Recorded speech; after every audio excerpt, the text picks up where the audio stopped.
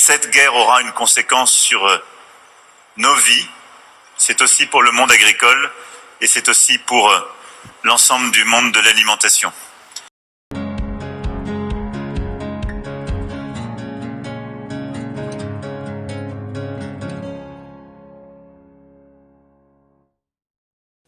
L'invasion russe en Ukraine pourrait compromettre les exportations d'un des principaux vendeurs de céréales de la planète, la Russie, et ainsi fragiliser de nombreux pays importateurs.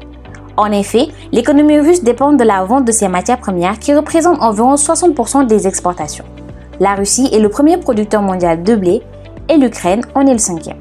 Mais aussi, la Russie est l'un des plus importants exportateurs de pétrole. Il fournit environ 40% du gaz européen et produit d'importantes quantités de métaux. Le pays est le premier producteur de palladium utilisé pour la construction des pots catalytiques, le deuxième producteur d'aluminium et de nickel et le septième producteur mondial de cuivre. L'Ukraine, quant à elle, est le premier producteur mondial de maïs. Donc vous comprenez tout naturellement que quand il y a une guerre, les pays importateurs qui dépendent de la Russie et de l'Ukraine, mais aussi les pays exportateurs, ici la Russie et l'Ukraine, tout le monde est impacté. Depuis l'été dernier, nous étions déjà à des prix extrêmement élevés. La flambée des prix du gaz, les prix des engrais azotés atteignaient des sommets. En effet, il faut comprendre que pour fabriquer des engrais azotés très utilisés par les agriculteurs, il faut de l'ammoniac. Et l'ammoniac lui-même est issu du gaz naturel. En dehors du blé, du gaz et du pétrole, la Russie est aussi assise sur une bonne partie des gisements de potasse, engrais lui-même indispensable à l'agriculture. La question qui se pose ici, c'est de savoir jusqu'où des pays importateurs, donc qui dépendent de la Russie et de l'Ukraine, seront prêts à aller pour payer très cher une nourriture qui est déjà très élevée. On sait qu'il y aura des conséquences dans certains pays, où l'aspect socio-économique est déjà à fleur de peau concernant le prix de l'alimentation. Et on sait aussi que l'inflation est générale ou sera générale sur la planète entière.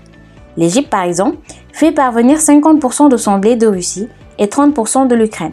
Donc cette guerre va forcément l'impacter. Bien sûr, le reste de l'Afrique sera touché. Alors que la Banque africaine de développement prévoit que les importations nettes de produits alimentaires de l'Afrique vont tripler d'ici 2050 pour atteindre plus de 110 milliards de dollars, les Nations Unies, quant à eux, prévoient que l'Afrique ne couvrira que 13% de ses besoins alimentaires en 2050. L'Afrique est loin de nourrir sa population. Une insécurité alimentaire très hétérogène dans le continent due à plusieurs facteurs, notamment climatiques. Les pays africains sont déjà bien conscients de la vulnérabilité dans laquelle les laisse cette dépendance à l'égard des importations de produits alimentaires. Petit rappel de la crise climatique de 2007 en Asie. Cette crise a fait monter le prix du riz sur le marché international, mais aussi a fait monter le prix des autres céréales telles que le blé. L'Afrique, qui représente environ un tiers des importations mondiales de riz et de blé, a été durement touchée.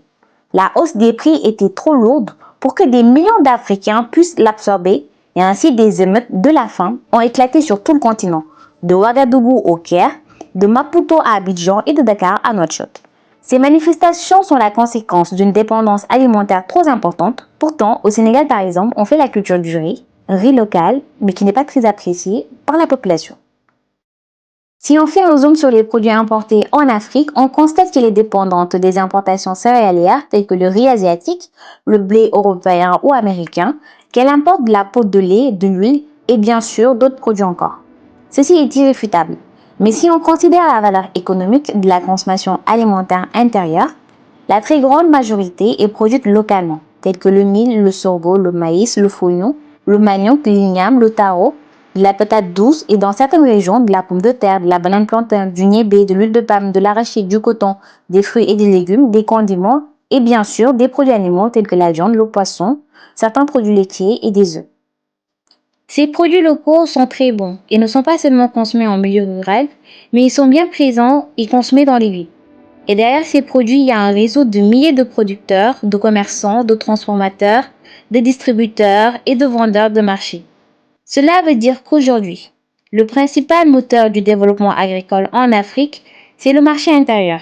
Et ce marché intérieur, il faut le développer et stopper ou réduire fortement la dépendance afin de diminuer les conséquences de facteurs non maîtrisés tels que la guerre. Il est compliqué aujourd'hui de comprendre les tenants et les aboutissants géopolitiques de cette guerre. Mais une chose est sûre, Il faut comprendre que l'agriculture est la base d'une économie et que l'Afrique devrait produire et faire ses stocks de sécurité afin de faire face à de potentielles menaces. Si la Russie venait à être isolée économiquement sur la scène internationale, les conséquences se feraient sentir, principalement sur le prix des matières premières.